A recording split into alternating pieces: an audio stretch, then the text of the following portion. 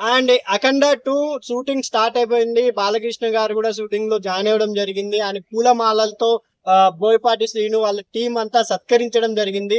అలాంటి టైంలో ఒక ఏంటి చేదు వార్త అంటే డాకు మహారాజా హిందీలో ఫ్లాప్ అవడం జరిగింది. బాబిడేలు ఉన్న మన ఊర్వశి ఉడేలా ఇంతమంది ఉన్నా కూడా అక్కడ ఆ సినిమా ఫ్లాప్ అవడం జరిగింది. కానీ అఖండ 2 హిందీలో పాన్ ఇండియా మూవీగా బాలకృష్ణ గారి కెరీర్ లో ఫస్ట్ పాన్ ఇండియా మూవీగా అదే ఒకేసారి రిలీజ్ కాబోతుంది ఈ అఖండ 2.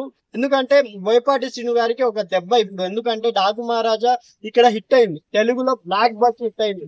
బాబీ డేల్ గారు ఉన్నా కూడా హిందీలో ఒక 2 days లోనే ఎవరు చూడలేకపోయారు.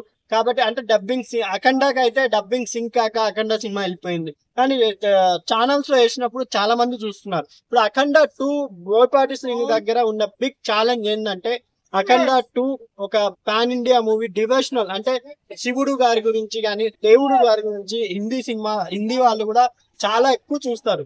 అలాంటి హిందీ సినిమాలు వాళ్ళు కూడా డివోషనల్ మీద ఎక్కువ భక్తి మీద వాళ్ళకి ఎక్కువ ఫీలింగ్ ఉంటుంది. అలాంటి ఇప్పుడు అఖండ 2 వాళ్ళు ఎంత బాగా బోయపాటి శ్రీను కాంట్రిబ్యూషన్ పెట్టి హిందీ, తమిళ్, కన్నడ, మలయాళంలో ఈ అన్ని లాంగ్వేజ్లలో ఇంట్రెస్ట్ పెట్టి తీస్తే బాలకృష్ణ గారి కెరీర్ లో ద బిగ్గెస్ట్ పాన్ ఇండియన్ మూవీగా అఖండ 2 నిలబడిపోతుందని నా అభిప్రాయం. ఈ అఖండ 2 లో బాలకృష్ణ గారు కూడా ఇప్పుడు ఆయన పద్మభూషణ్ అవార్డ్ తో అఖండ 2 లో స్క్రీన్ మీద పద్మభూషణ్ నందమూరి బాలకృష్ణ కూడా రాబోతుంది. కాబట్టి అఖండ 2 సినిమా విశేషాలు ఎన్నో ఉన్నాయి. బోయపాటి శ్రీను గారి కెరీర్ లో కూడా ఇది high budget movie and first pan India movie ఆయనకు కూడా.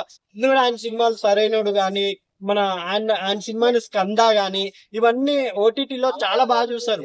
అంటే హిందీ జనాలు హిందీ ఛానల్స్ లో గానీ యూట్యూబ్ లో గానీ పెట్టినప్పుడు చాలా ఆదరించారు. అలా ఆయన రియల్ పాన్ ఇండియన్ మూవీ తీస్తున్నారు కాబట్టి కంపల్సరీ అఖండ 2 అనేది కంపల్సరీ హిట్ కొడుతుందని నా అభిప్రాయం అండి.